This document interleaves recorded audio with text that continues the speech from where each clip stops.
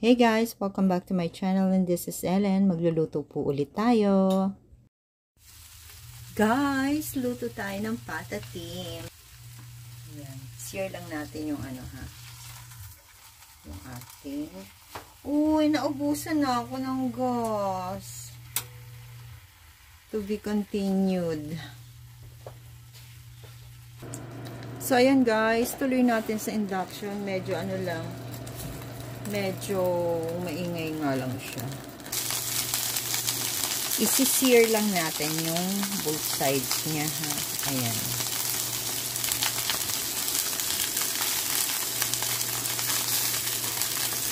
Medyo frozen pa siya.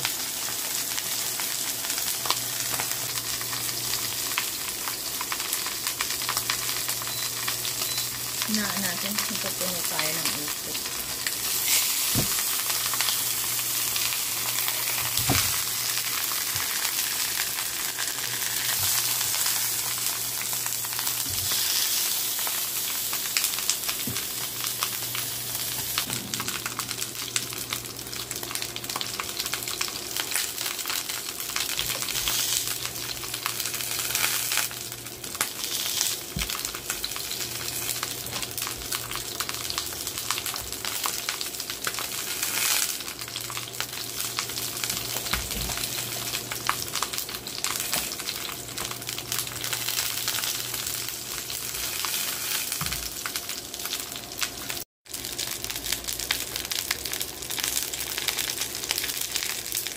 So, gigisa natin yung sibuyas at bawang.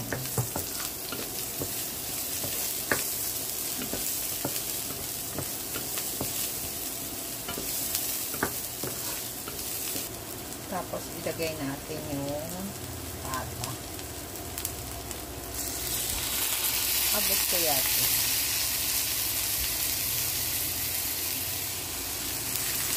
Star anise. Lagyan natin ng star anise ng laurel. Naisip ko pa talaga. No? Tapos, peppercorn. Lagyan natin ng oyster sauce.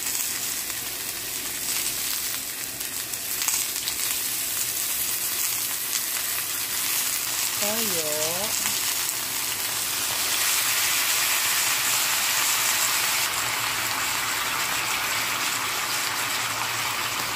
Pansamotor lang lahat yan ha. Mamaya tikman nyo kung ano ang kulang. Tapos, ang ating pang-sabaw. So, mamaya na tayo maglalagay ng sugar if kulang ang tamis. Ang natira sa sakto, sa kasalo, ganyan lang ang natira. So, yun. Then, simmer lang natin.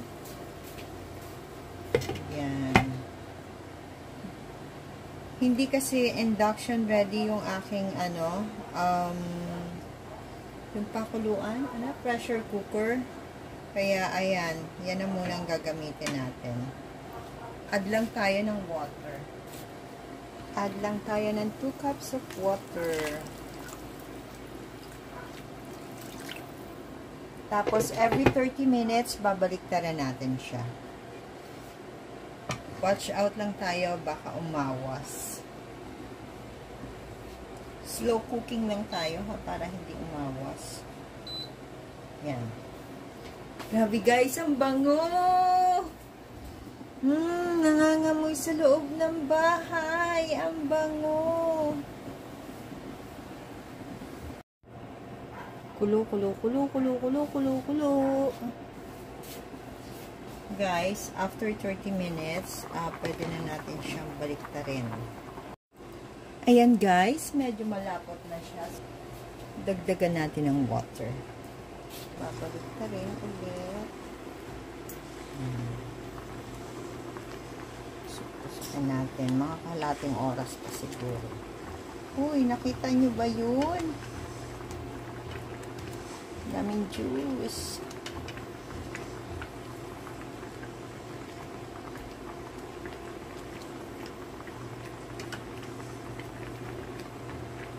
mas maganda siya nakagantong hindi ulan. Tapos tikman na natin para matansya natin kung anong kulay.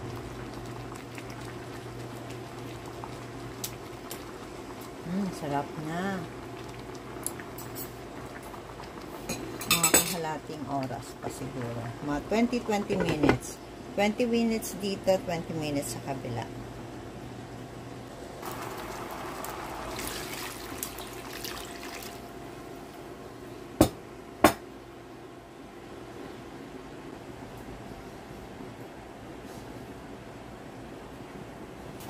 Nagtungo sa tindahan para bumili ng pineapple slice. Wala na pala kami.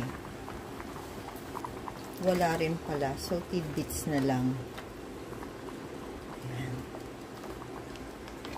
So, guys, baliktarin ulit natin.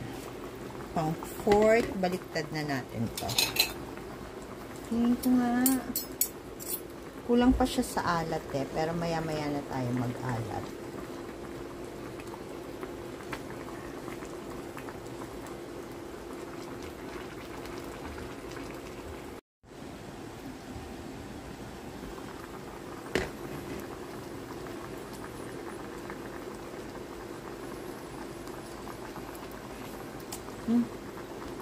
Ang sarap na. Yan.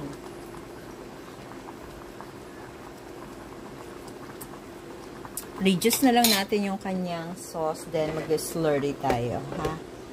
Ang sarap na niya, guys. Ang sarap nung contrast ng pagkaasim ng pinya. Guys, gawa tayong slurry.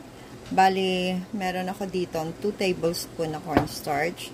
Tapos, lusawin lang natin siya sa 1/4 cup of water. Ayan.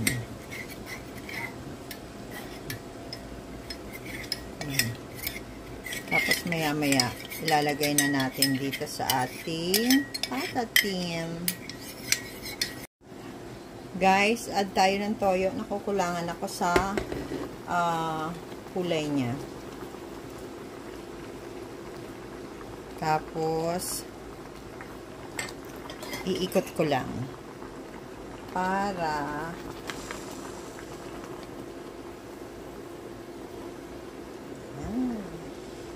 yun. Hindi siya masyadong malambot. Yan. Saktong-sakto lang. Hindi naman yung tipong pag inano mo, binuhat mo, ay magkakandalagas na siya. Tamang ano lang.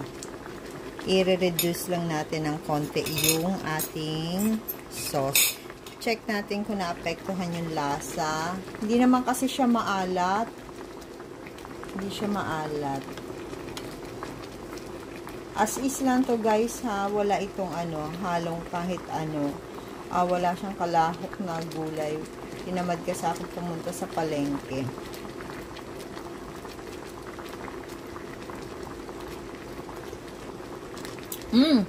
Saktong-sakto. Kasi kanina walang masyadong alat. Ngayon saktong-sakto.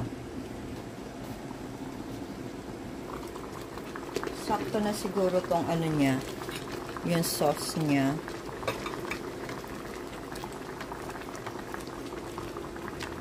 Ayoko kasi masyadong yung over sa lambot. Kasi alam niyo naman ang pata, malagkit siya. Marami siyang collagen. So, ayan. Try natin, ha.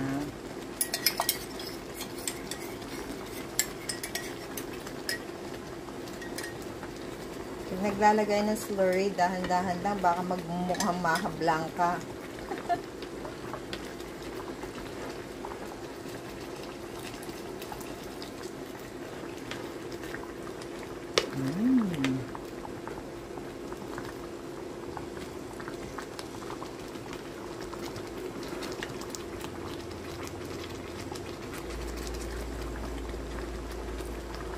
So, inubos natin yung 2 tablespoon towe. 2 tablespoon, ayan. Sarap. Ayan, naging sticky na siya. Uy, ang sarap. Ayan. Patayin na natin. Then, plating na tayo. Yan, o. Tingnan mo, o. Ang ganda. O, diba? Kumakapit na yung sauce niya sa inyong pat.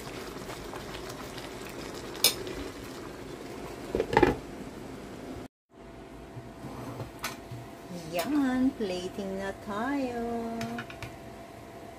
Ay, ang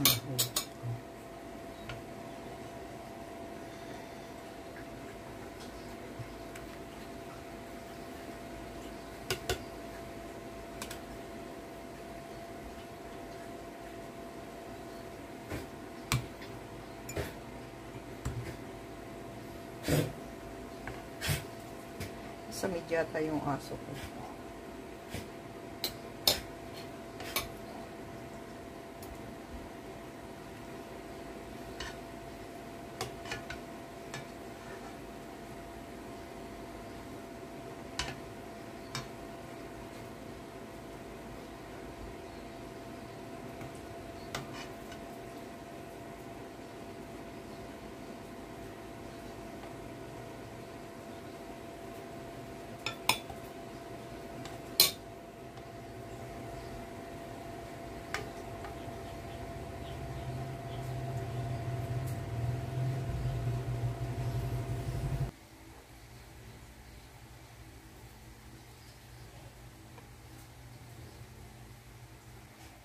Lagay natin yung pineapple. Sayang yun.